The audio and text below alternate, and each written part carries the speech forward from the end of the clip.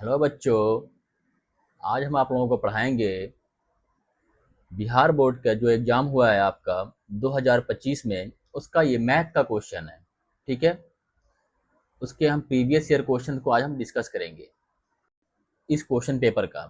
तो फिर हम लोग उसके नेक्स्ट क्वेश्चन को डिस्कस करेंगे क्वेश्चन नंबर 16 से आज। अगर आपने वो वीडियो नहीं देखा है तो आप उस वीडियो को जाके देख सकते हैं। उसमें क्वेश्चन नंबर आपका 15 तक हमने डिस्कस कर लिया है। ठीक है, तो आइए आज हम लोग डिस्कस करेंगे क्वेश्चन नंबर 16 तक। वो 16 से डिस्कस करेंगे। ठीक है, ये सारे क्वेश्चन हमने इसके पहले वाले वीडियो में करा दिया है। तो आज हम लोग यहाँ से डिस्कस करेंगे। ठीक है, ये आपका क्वेश्चन नंबर 16 है। निम्नलिखित में कौन सा बिंदु द्वितीय चतुर्थांश में स्थित है? ठीक है, तो इसमें क्या करते हैं, ये देखिए। ये आपका एक्स एक्सिस है, ये वाई है। ठीक है, इधर में एक्स डैश होता है और इधर में आपका वाई डैश होता है। ये आपका होता है मूल बिंदु। ठीक है, ये एक्स वाई कोऑर्डिनेट है। तो इसमें सभी पॉजिटिव होते हैं, एक्स वाला भी पॉजिटिव होता है और वाई वाला भी पॉजिटिव होता है। ठीक है, इसमें आपका जो एक्स है वो निगेटिव होता है और वाई जो है वो पॉजिटिव होता है। तीसरे वाले में इसमें एक्स और वाई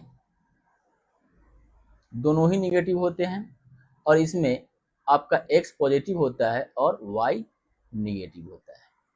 तो ये बात कर रहा है, ठीक है, द्वितीय चतुर्थांश। तो आपका जो द्वितीय चतुर्थांश होगा उसमें क्या होगा, एक निगेटिव होगा और मतलब एक्स वाला निगेटिव होगा और वाई वाला क्या होगा, पॉजिटिव होगा। तो आप इसमें देख सकते हैं आपका, ये देखिए 3 और 2 दोनों पॉजिटिव है, दोनों आपका पॉजिटिव है 3 और 2। तो ये आपका प्रथम चतुर्थांश में है। यहाँ पे देखिए क्वेश्चन नंबर बी है, यहाँ पे -3 है और 2 है। ठीक है, यहाँ आप देख सकते हैं, यहाँ पे इंग्लिश वाला क्वेश्चन जो है इसमें -3 और 2 यहाँ पे क्लियर दिख रहा है। यहाँ पे इसका -3 जो है वो मिट गया हुआ था। तो -3 और 2 है, ये आपका क्या है, ये आपका ये द्वितीय चतुर्थांश में होगा। ठीक है, यहाँ पे 3 और -2, तो ये आपका हो जाएगा ये आपका हो जाएगा चतुर्थ चतुर्थांश में हो जाएगा। और ये -3 है, ठीक है, ये -3 है और -2 है, तो ये आपका तृतीय में हो जाएगा, मतलब यहाँ पे हो जाएगा। तो इसका ऑप्शन नंबर जो है बी, ये सही है। ठीक है, समझ में आ गया ये। अब हम लोग इसके नेक्स्ट क्वेश्चन पे चलते हैं। इसका नेक्स्ट क्वेश्चन है क्वेश्चन नंबर 17।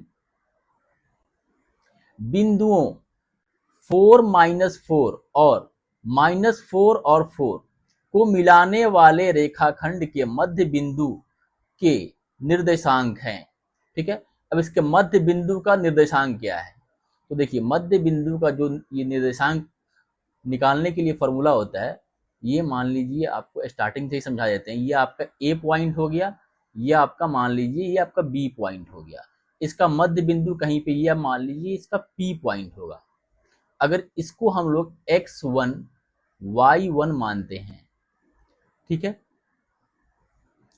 अगर इसको हम x2 y2 मान रहे हैं, तो इसका जो मध्य बिंदु होता है ये x और y होता है, मान लीजिए। ठीक है, अब x इज इक्वल टू क्या होगा, इसके मध्य बिंदु मतलब x कोऑर्डिनेट इसका क्या होगा, x कोऑर्डिनेट हो जाएगा x1 और प्लस में x2 बाई 2। ये उसी तरह आपका y कोऑर्डिनेट क्या हो जाएगा, y या मतलब y आपका कोऑर्डिनेट क्या होगा इसका, x, ये y1 प्लस y2 बाई 2। ठीक है, समझ में आ गया यहाँ पे। अब देख सकते हैं आप इसका x निकालेंगे, मध्य बिंदु का x निकालने के लिए क्या करना पड़ेगा, यहाँ पे देखिए x1 के जगह पे क्या है, x1 के जगह पे यहाँ पे 4 है तो 4 हो जाएगा। और x2 के जगह पे क्या है, -4 है तो -4 और बाई 2। अब 4 - 4 कितना होता है, 0, 0/2 मतलब x बराबर कितना निकल कर आ गया, 0। ये समझ में आ गया।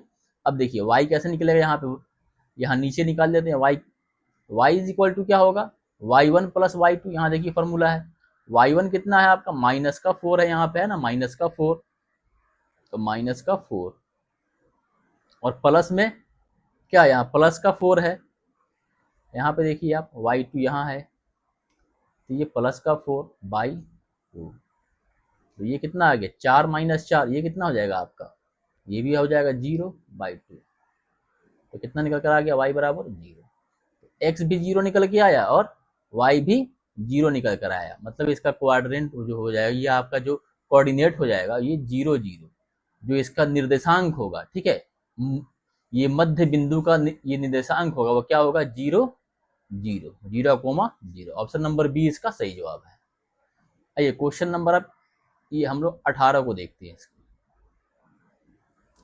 क्वेश्चन नंबर 18 कह रहा है रेखाखंड AB के मध्य बिंदु 2 4 है और बिंदु A के नियामक 5 7 हैं, तो बिंदु B के नियामक क्या हैं। ठीक है, ये उसी तरह का क्वेश्चन है, थोड़ा सा देख लीजिए यहाँ पे आप फिर से, A और B है, यहाँ पे कोई X पॉइंट होगा, ठीक है, ये आपका ये कह रहा है कि मध्य बिंदु 2 4 है, ठीक है, तो बिंदु A का नियामक कितना दिया हुआ है यहाँ पे 5 और 7, ठीक, और मध्य बिंदु का कितना दिया हुआ है 2 और 4, ठीक है, तो बिंदु B का पूछ रहा है, तो B के हम नियामक को X और Y मान लेते हैं, ठीक है, तो अभी हम लोगों ने निकाला था ना यहाँ पे x इज इक्वल टू क्या निकाला था, x1 प्लस x2/2, ठीक है, अब यहाँ मध्य बिंदु की जगह पे क्या रखेंगे, यहाँ पे 2, यहाँ 2 रख देंगे, ठीक है, और x1 की जगह पे देखिए यहाँ पे क्या है 5 है, तो 5 रखेंगे यहाँ पे, और x2 की जगह पे यहाँ पे क्या है, या फिर इसको ही x2 और y2 मान लीजिए, तो यहाँ पे देखिए x2 की जगह पे क्या है, तो x2 ही रख देंगे यहाँ पे, और y का क्या हो जाएगा 2, अब 2 में क्या करेंगे 2 से गुना करेंगे, तो कितना आएगा आपका 4 बराबर 5 प्लस x2, तो x2 बराबर कितना निकल कर आ गया, x2 बराबर निकल के आया, ये 5 जब बराबर के इधर में आएगा तो क्या हो जाएगा 4 माइनस 5 बराबर का माइनस का 1 आएगा, ठीक है, तो x2 कितना निकल कर आया माइनस का 1, ठीक है, समझ में आ गया ये। अब हम लोग क्या निकालते हैं y2,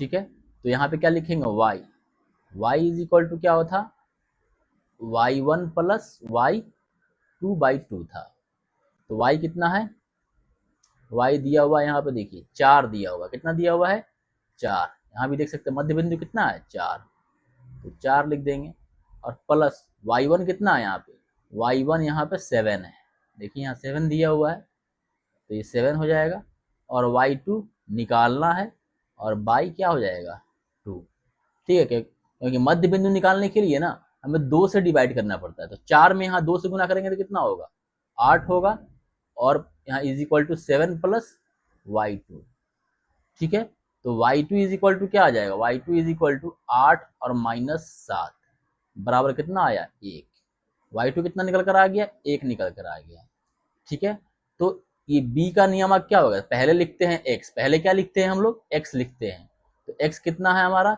x है -1, तो -1 कहाँ पे है, यहाँ पे देखिए x वाला -1 है, और y कितना है 1 है, तो यहाँ पे 1 है, तो इसका ऑप्शन नंबर क्या सही होगा, ऑप्शन नंबर डी इसका सही जवाब हो जाएगा, ठीक है।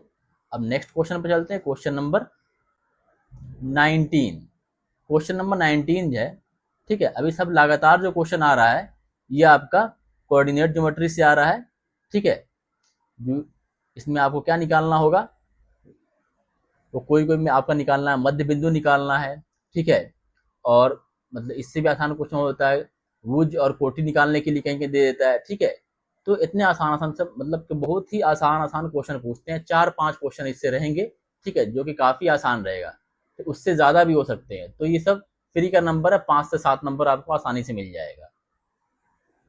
क्वेश्चन नंबर हम लोग 19 डिस्कस करते हैं यहाँ पे कि किसी वृत्त के व्यास के सिरों के निर्देशांक 10, ठीक है, और -6 है, ठीक है, 10 और -6 और ठीक है, तथा -6 और 10 है, तो वृत्त के केंद्र के निर्देशांक क्या होंगे, देख सकते हैं आप यहाँ पे देखिए -6 लिखा है ना, और यहाँ पे भी देख सकते हैं -6 लिखा हुआ है, यहाँ वाले का -6 जो है वो इरेज हो गया, मिट गया था। तो एक वृत्त ऐसा होगा, यहाँ पे ये क्या हो गया, इसका व्यास हो गया, यहाँ पे इसका सेंटर हो गया जो इसका मध्य बिंदु होता है। तो एक कह रहा है कितना 10 - 6 और दूसरा कह रहा है -6 और 10। तो इसका मध्य बिंदु क्या हो जाएगा, इसको x और y मान लें। x बराबर क्या होगा, x बराबर होगा x1 कितना है 10, ठीक है, और प्लस का x2 होता है, तो ये क्या माइनस का 6 है, -6/2, ठीक है। अब ये कितना हो जाएगा 4/2, 2 से काटेंगे इसको, कितना निकल कर आ गया 2 निकल कर आ गया। x बराबर कितना आया 2। अब इसी तरह हम लोग y निकालते हैं, तो y इज इक्वल टू क्या हो जाएगा y1 + y2।